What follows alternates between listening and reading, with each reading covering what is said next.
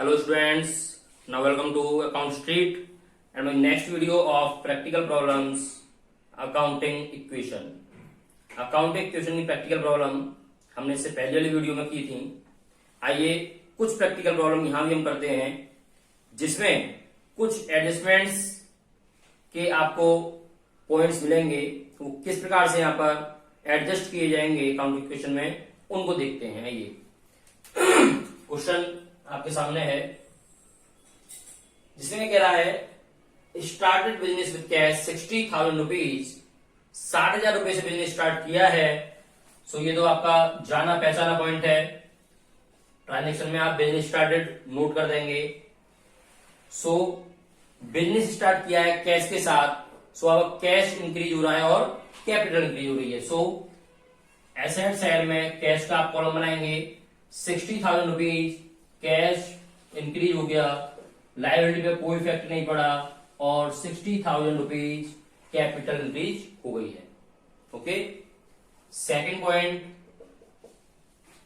Rent received. मैंने आपको पिछली वीडियो में बताया था कि अगर कोई भी हम पेड करते हैं तो वो एक्सपेंसेस कहलाता है और एक्सपेंसेस को हम कैश और कैपिटल में से लेस करते हैं।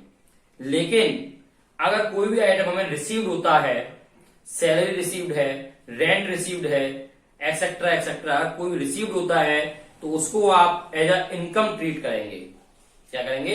एज अ इनकम ट्रीट करेंगे।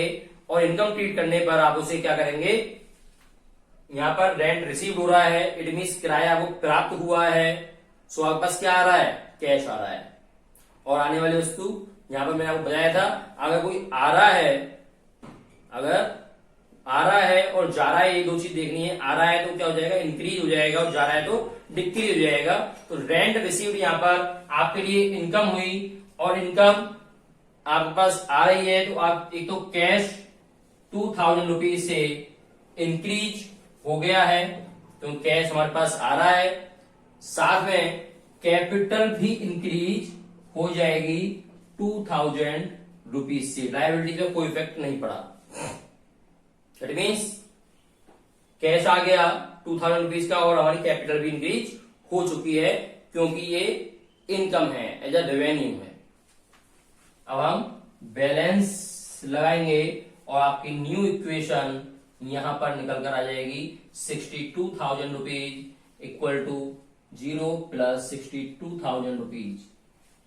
Okay, now third point is acquired interest. देखिए ये समझना है यहां पर एक्वायर्ड क्या होता है। एक्वायर्ड एक ऐसी इनकम है जो हमने कमा ली है लेकिन अभी तक हमें प्राप्त नहीं हुई है।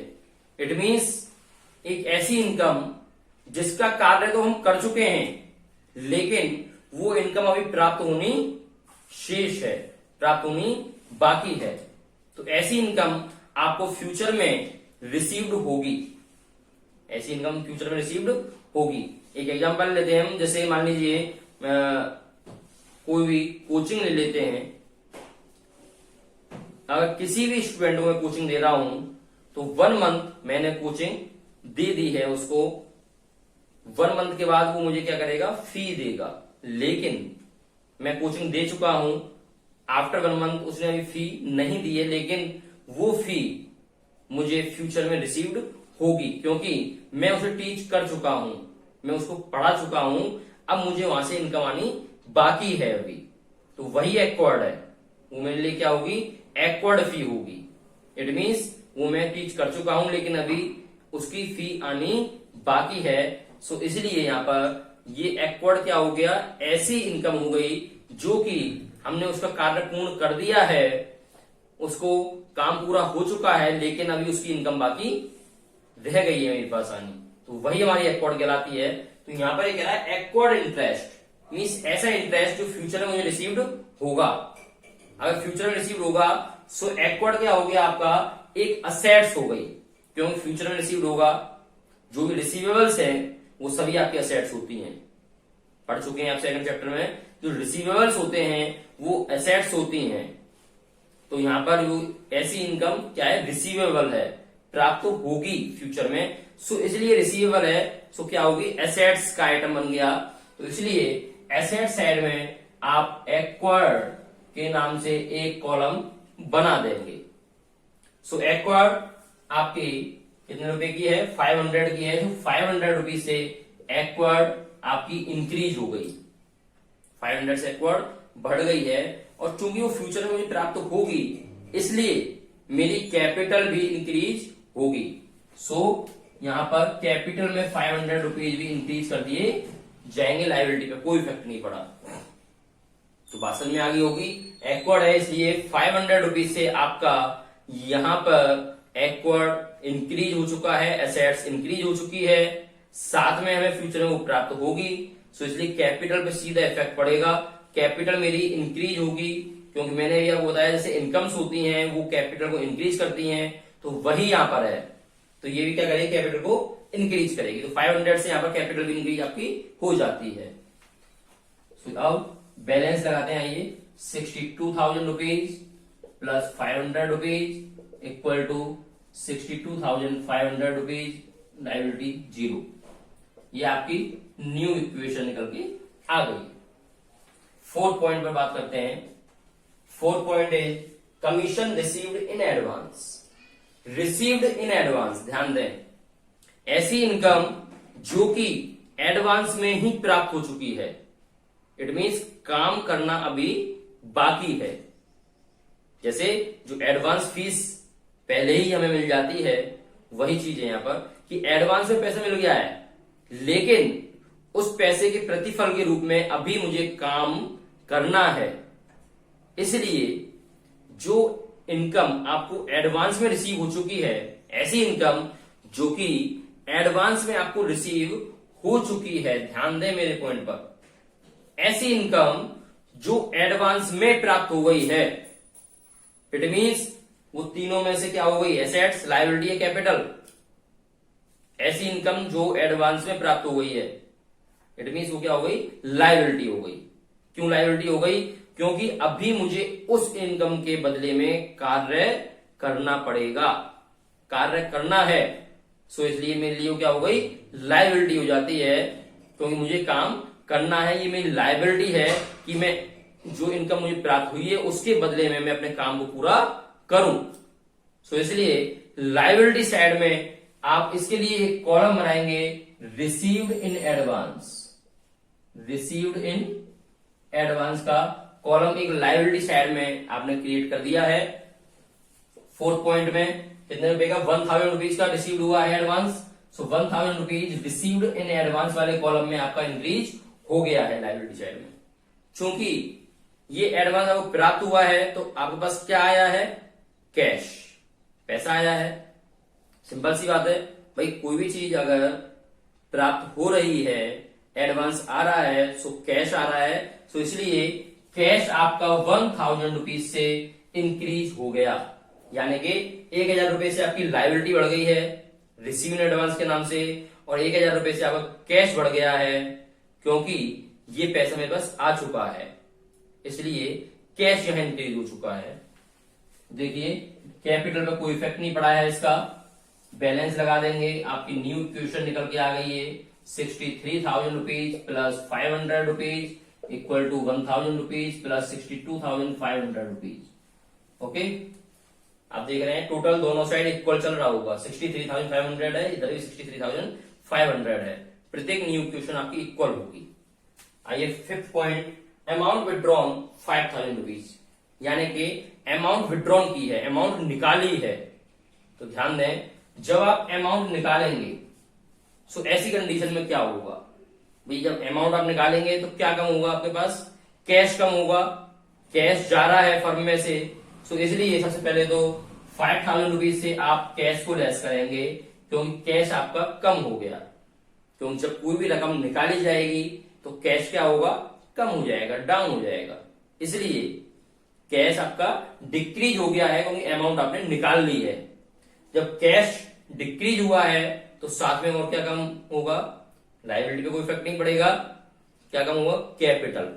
क्योंकि 5,000 रुपये आपने निकाला है, तो इसे एज ए ड्राइंग भी हम ले सकते हैं। ड्राइंग भी होती है तो वो भी कैपिटल को डिक्रीज करती है। तो इसलिए 5,000 रुपीज आपका कैश कम हो गया है और 5,000 रुपीज से आपका कैपिटल भी कम हो गया है। लायबिलिटी पर कोई इफेक्ट नहीं पड़ा। ओके, 5,000 से कैश कम और 5,000 से कैपिटल कम। इस प्रकार से आपकी न्यू इक्वेशन निकल के आ जाएगी। इस प्रकार से कितनी आ गई है? 58,000 rupees plus 500 rupees equal to 1,000 rupees plus 57,500 rupees. 58,500 दोनों तरफ ये न्यू इक्वेशन आपकी निकल के आ चुकी है। आइए 6 पॉइंट करते हैं। Salary due but not paid 200 rupees. Salary due but not paid, it means salary due है, सैलरी देनी है, लेकिन अभी तक दी नहीं गई है। इसे हम दूसरी लैंग्वेज में आउटस्टैंडिंग भी बोलते हैं। इस वर्ड को हम दूसरी लैंग्वेज में आउटस्टैंडिंग भी कह सकते हैं। तो क्वेश्चन में आउटस्टैंडिंग आ जाए और आप घबरा जाएं तो ऐसा नहीं करना है। ड्यू बट नॉट पेड आपको क्वेश्चन में गिवन है तो इसका मीन्स आउटस्टैंडिंग ही होगा, क्योंकि सैलरी देनी है, अभी तक नहीं दी गई है, सैलरी देनी बाकी है। तो देखिए ऐसी कंडीशन में क्या होता है, अगर ड्यू है बट नॉट पेड है, यानी कि सैलरी अभी देनी बाकी रह गई है, सैलरी अभी आपको देनी है, तो ऐसी सिचुएशन में क्या होगा? तो सबसे पहली बात, इन तीनों में से इफेक्ट किस पे पड़ेगा? लायबिलिटी पर। क्यों पड़ेगा लायबिलिटी पर? क्योंकि अभी आपको सैलरी देनी बाकी है, सैलरी आप पर ड्यू है, आप सैलरी देंगे फ्यूचर में, पेबल है। सो इसलिए लायबिलिटी आपकी इंक्रीज हो जाएगी। सो लायबिलिटीज में सबसे पहले एक कॉलम बना देंगे हम आउटस्टैंडिंग के नाम का। इसका आउटस्टैंडिंग के नाम का। तो आउटस्टैंडिंग आपकी यहां पर इंक्रीज हो जाएगी 200 रुपीज से, प्लस 200 रुपीज आउटस्टैंडिंग इंक्रीज हो गई। चूंकि देनी बाकी है, आप फ्यूचर में इसको पे करेंगे, तो इफेक्ट किस पे पड़ेगा? कैपिटल पर। देखिए ध्यान दें, कैश पर इफेक्ट नहीं पड़ेगा। आपके माइंड में आ रहा होगा कैश पे भी तो इफेक्ट पड़ेगा, कैश ही तो जाएगा। लेकिन हम करंट सिचुएशन सोचते हैं, करंट की। हमें देना है, देना बाकी रह गया, पेबल है, अभी दिया नहीं है। सो इसलिए कैश कम नहीं होगा, कैश केवल वहीं डिक्रीज होता है, वहीं पर कम होता है जबकि हम पेड कर चुके हैं, हम किसी एक्सपेंसेस को दे चुके हैं। तो ऐसी सिचुएशन में ही कैश डिक्रीज होगा, क्योंकि वहां कैश जा चुका है। यहां पर कैश अभी गया नहीं है, फ्यूचर में जाएगा, तब कैश डिक्रीज करेंगे। लेकिन आज की सिचुएशन में क्या करेंगे, हम कैपिटल को डिक्रीज करके चलेंगे। आज की सिचुएशन में अपनी कैपिटल को उतने रुपए से माइनस कर देंगे।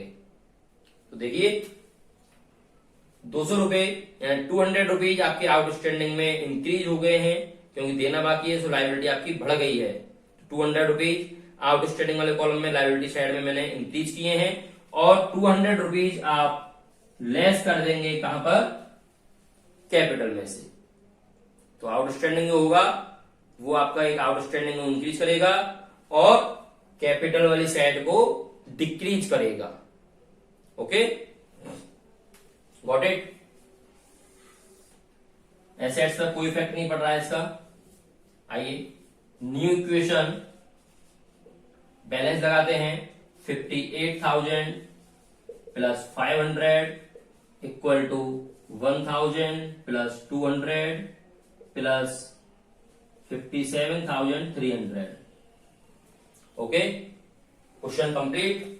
लगभग जो न्यू पॉइंट्स हैं वो इसमें मैं आपको करा चुका हूं। टोटल एक बार देख लेते हैं लगा करके, इक्वल आ रहा नहीं आ रहा। 58,500 इक्वल टू ये हो गया 58,500, इसका भी टोटल। तो आप देख रहे हैं दोनों साइड आपकी इक्वल हैं, इट मीन्स हमारा सॉल्यूशन राइट है। ओके, लगभग इसमें prepaid, outstanding, acquired, etcetera etcetera लगभग पॉइंट में ले चुका हूं। आपकी समझ में आ गए होंगे आई होप। इनका इस प्रकार क्वेश्चंस का आप ज्यादा से ज्यादा रिवीजन करें कुछ भी नहीं है, बहुत सिंपल है। आप हल्का सा सोचेंगे, बड़े आराम से समझ में आ जाएगा। वीडियो को अच्छे से देखें, बहुत अच्छी तरह समझ में आएगा। एक क्वेश्चन और अभी हम आपको करके दिखाएंगे प्रैक्टिकल प्रॉब्लम का, ताकि और अच्छे से आपका माइंड में वो कंसेप्ट क्लियर हो सके। अगर बिजनेस स्टार्ट करते टाइम कई असेट्स को हम यूज करते हैं तो ऐसी कंडीशन में क्या होगा। क्वेश्चन थोड़ा लेंथी जरूर होगा, लेकिन उसमें सारे कंसेप्ट आपके क्लियर हो पाएंगे। सो मिलते हैं अपनी नेक्स्ट वीडियो में अपने एक नए प्रैक्टिकल प्रॉब्लम के साथ। ओके, तब तक आप इस क्वेश्चन का अच्छे से रिवीजन करें, वीडियो को लाइक करें, सब्सक्राइब करें और शेयर करना ना भूलें। Okay, thank you so much.